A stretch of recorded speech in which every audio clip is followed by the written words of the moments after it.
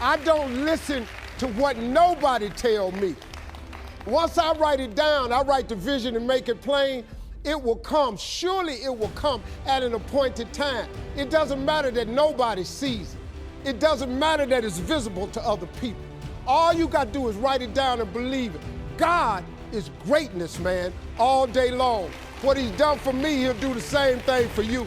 When you imagine stuff, it's actually God showing you a preview of a coming attraction he has for you. The problem with success, the average person doesn't think it's for them. That's the only thing that's stopping you from being really successful. You become rich. The day you decide to become rich, the process starts immediately. If you never decide to be rich, there is no process that gets started. It's not a magic trick. It's not God picks certain people he'll make rich and certain people he don't. He gives all of us as his children the power of choice. You have a say-so in that.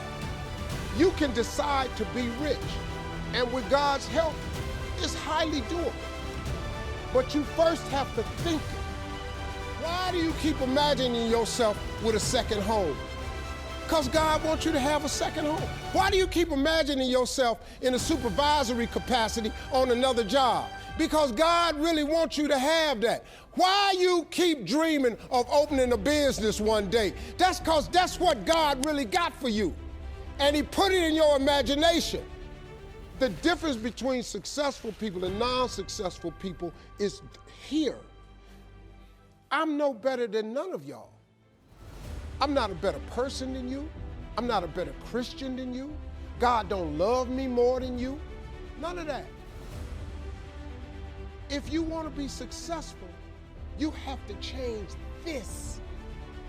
This has to change. The problem with your imagination, though, is you tell it to the wrong people. If you want to kill a big dream, tell it to a small-minded person. You can't, oh man. Think about this in your life. How many times have you had this really incredible idea and you took it to your family and your friends? You shared it with them and they shot it down. You know why they shot it down? Because they couldn't see it. Because God didn't put it in their imagination. He put it in yours. It was your evidence of things not seen. God created us in his image. God thought of this world. He thought of it, so he created it. So he made you just like him, that your thoughts can create things. He made you just like him. Now you can't go make earth and heaven like he did, but you can make a better world for yourself. Because that is a principle of success that all successful people know. If it is written, so shall it be. See, all this stuff you've been imagining, you ought to start working on it. Because that's what God really got for you. Your real life is in your imagination. I'm here to tell you that. You think I'm here by accident? I'm here because he put this in my imagination when I was 10. So he said, now take that paper and put it in your drawer. He said, every night before you go to bed, read your paper. He said, every morning when you get up and go to school, read your paper. I did it. If you turn on your television set,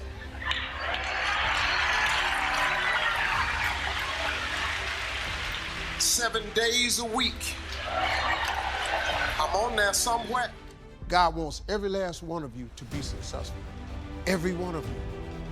We have to make decisions along the way to get it.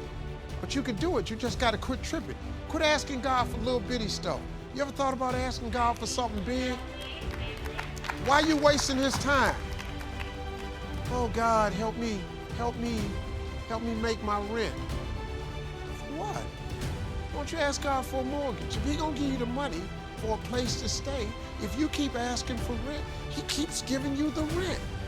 If you ask for a mortgage, he'll give you the mortgage. Go home and cut your TV on. That little boy with the stuttering problem, he all over that TV. You can't cut your TV on. You can't cut your TV on not now day of the week. and you don't see that little boy.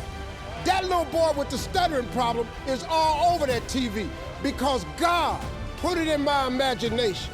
All I did was hang on to that thought. I just kept hoping. I just kept hoping that what I had wrote on the paper would come true. But you got to write the vision. Go home and read Habakkuk 2:2. Go home and read Bible verse Habakkuk 2:2. Read what it says. If you do that, you'll change your life. Appreciate it. Now, if you can use your gift towards your family, you may have an affinity for loving your family, and it provides a certain level of comfort or encouragement to them, and that's just you being a beautiful person. But something in your life that you does will make room for you. And what that means is it'll make a way for you. Your gift will make a way for you. It'll provide your life to have purpose and meaning. That's what it means when it says your gift will make room for you. Like my gift has made room for me. It has allowed me to spread out and expand. If you're a teacher, your gift has made room for you. You're an educator. This woman's been an educator for 30-some years. She loves that. She loves, you need people like that. Who educates the children, you know what I mean? That's a gift. So it's not either or. You don't have to pick your family over your career. If you're doing that, it's because your family is laying some type of guilt trip on you. And see, that's a very dangerous family member. Once again, I told you, the devil's job is to ruin you of your destiny. Some of the people who work for the devil are your family and your friends. So you got to be conscious, man. I've had family members when I first got started tell me, you got to get out of comedy. You just need a regular job. You got these twins. You can't be going off nowhere.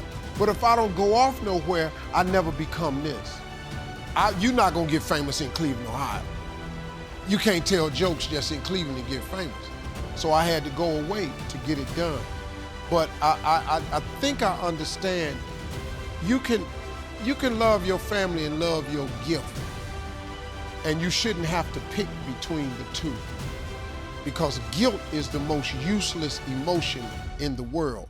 Guilt serves the purpose of no one except the person who's trying to apply it for manipulative purposes. Every time I've ever been guilty is because somebody, oh, you just done forgot us. Oh, so now you think you all that. No, I don't think, no. See, what happened is you think that I'm all this, and you think I now think I'm this, when I'm really the same dude. One thing I learned about money, money doesn't change people. Money allows you to be more of who you really are.